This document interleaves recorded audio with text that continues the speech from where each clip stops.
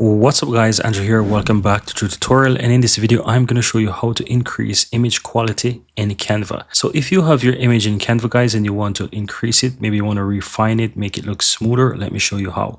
I'm going to go ahead and use one of these pictures here of this person. So as you can see, I add it here. I'm going to go ahead and just kind of drag it so it takes over the entire canvas so you can see it clearly.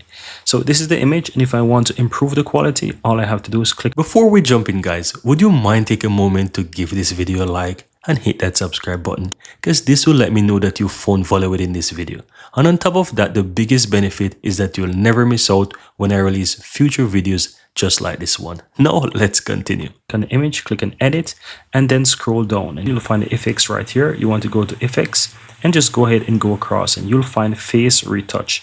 Click on that and you will see that it's going to do a bit of a magic for you to make the image retouch.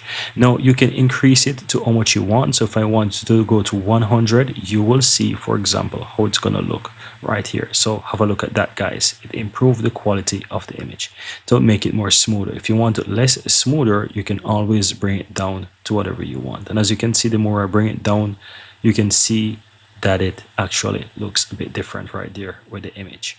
And that's it guys. I think that right now it's also really nice if you use, for example, a younger person. You will see, for example, an image. So I'm going to go ahead and go back here and just simply type in face so you can see another example of how that could look. Or I can even use the picture here of the lips so that you can see it as well. So let's go to the effects, click on the retouch, and you will see how it actually looks.